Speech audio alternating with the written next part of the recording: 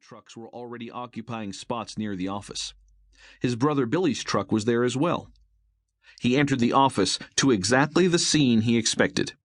6 forestry officers, Billy, and his mill foreman were huddled over a huge table in the center of the room. They looked up from the map as the door slammed shut. "Hello, Gordon," one of the forest rangers said. He was mid-50s, with wisps of gray tracing abstract lines through his black hair. His face was worn from too much exposure to the sun and wind. Too many days in the vast Montana wilderness. He was the oldest of the group, and their leader. "Sam," Gordon said, stretching his hand out. Sam Bennett was the top dog in the Beaverhead Deer Lodge National Forest Department, and a friend for more than 20 years. Both men ended up working in the forestry industry, one saving them and the other cutting them. But it was Gordon's commitment to responsible logging that kept the men best friends. Sam Bennett knew that if the timber concessions were granted to someone other than Gordon, his days would be filled with monitoring the areas slated for clear-cut.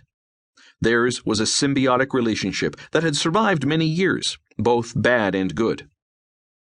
"What's the situation?" Gordon asked. "How close is the fire?" "About 5.5 to 6 miles. It's moving quicker than we thought." Sam looked back to the map. He pointed to a series of closely spaced isometric lines, indicating a sharp ridge. "We thought the fire would veer once it hit Sheep Mountain, but it circled the peak and kept coming. The pines are dry, Gordon. Not enough snow and hot spring temperatures." "That and the damn pine beetles. Water-starved pines don't produce pitch, and that leaves them at the mercy of the pine beetles. We got thousands of dead ponderosa pines out there, and they make good firewood."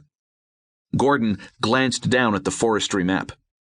"If it's broached Sheep Mountain, that leaves one natural fire break between it and the mill, Canyon Creek." Sam nodded. "Other than the creek, it's all dry timber. Crazy that everything's so dry before the end of April, but it goes with having no snow last winter. It's a tinderbox out there all right, and there's nothing to stop that fire from coming right at us." Gordon quietly rubbed his temples, fished a toothpick from his pocket, and clenched it between his teeth. "What's the weather forecast?" "Dry for a couple of days, but there's a low-pressure front moving in from southern Canada. The guys in meteorology are saying there's a good chance of rain when it hits. First couple of days should see heavy rains tapering off to a drizzle." 2 days until we get rain." Gordon stared at the map. "That's going to be cutting it pretty damn close." Bennett looked grim. "Too close. I had my crew run the numbers using the current wind speeds and direction, and extrapolating the fire's progress since it started. It doesn't look good." "How not good?" Gordon asked. One of the technicians, a black man in his mid-20s with close-cropped hair and a stack of papers in front of him, answered. "Given that the variables don't change and the fire continues its progress unabated, you got between 40 and 50 hours. Lewis Carling was Sam's second-in-command, meticulous in his work, and more knowledgeable about forest fires than anyone in the forestry service in the northern states or southern Canada. "Without the rain, the fire will reach the mill." Gordon was silent.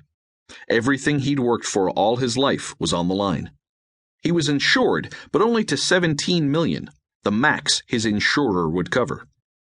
The shortfall, some $25 million, would be a total loss. It would wipe him out. Pattengale Creek was too far west to provide a break, and Trapped Creek was south, almost at the mill. Too dangerous letting the fire get that close before trying to stop it. That left Canyon Creek, a rough slash through the virgin forest. Extremely rugged country, and totally impenetrable by land. "Billy," he said, turning to his brother, "could you get a crew on the south edge of Canyon Creek down in this area?" His finger stabbed at the map. Billy Buchanan was thoughtful. He was a large man, almost 6'3", with an athletic frame and chiseled features.